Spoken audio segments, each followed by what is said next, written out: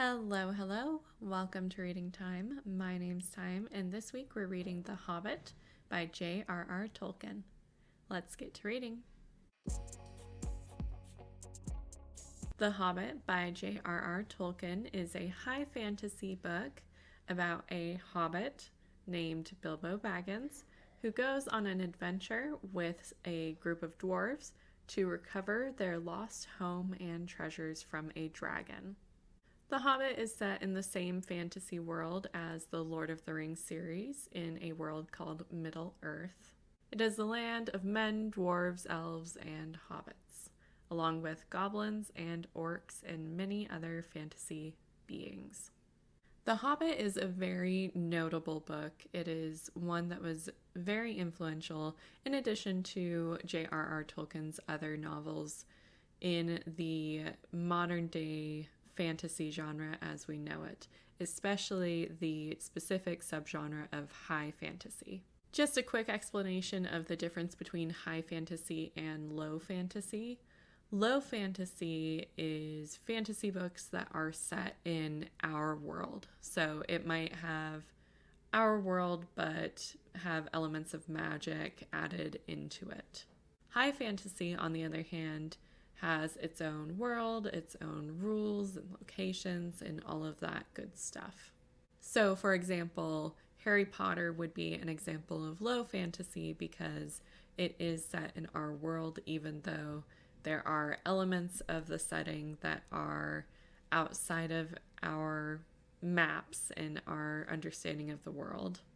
Whereas the fantasy author Brandon Sanderson's novels are usually set in a high fantasy setting, especially if you look at his Cosmere universe, where he's created a whole separate universe with different planets that follow different magic systems. Now, because The Hobbit is so influential and because it really is just an enjoyable, straightforward adventure story, I am going to be giving it 5 stars.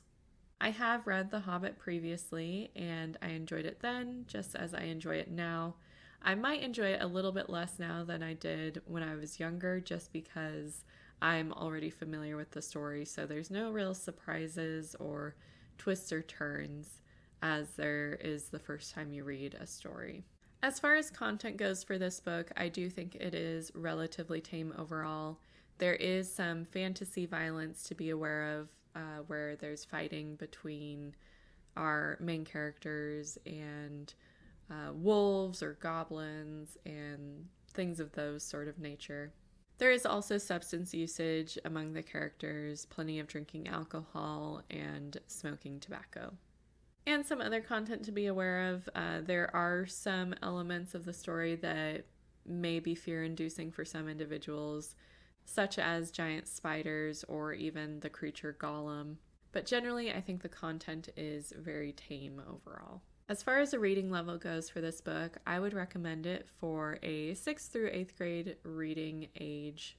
It would definitely interest readers in that age group, especially if they are interested in fantasy, and it would be a great stepping stone into larger fantasy series or into the genre as a whole. If I were to teach this book in a classroom setting, I would likely use it to actually teach the hero's journey. The hero's journey, if you are not familiar, is a story template that a lot of stories follow, where you can think of it almost like a basic quest line, where our main character gets a call to adventure, some sort of draw into the rest of the plot and conflict.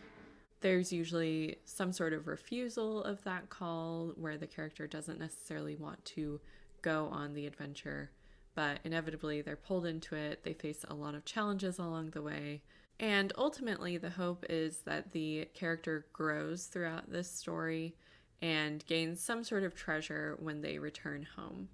The Hobbit actually has a subtitle or alternative title called There and Back Again.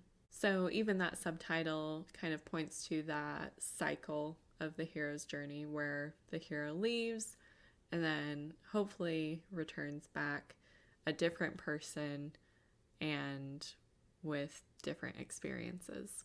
So if I were to be teaching the hero's journey, The Hobbit is one that I think enough people are familiar with that you could just use it as an example. Or if you wanted to specifically teach about that template, you could read The Hobbit and teach about it as you go.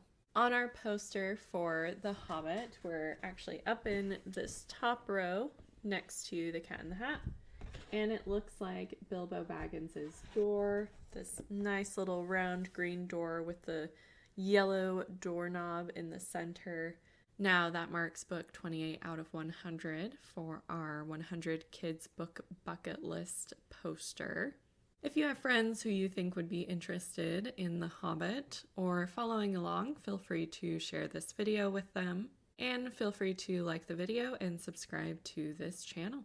You can also find me on Facebook and Instagram. Those links are in the video description. Thank you so much for watching, and as always, I hope that you have a marvelous week and a wonderful read.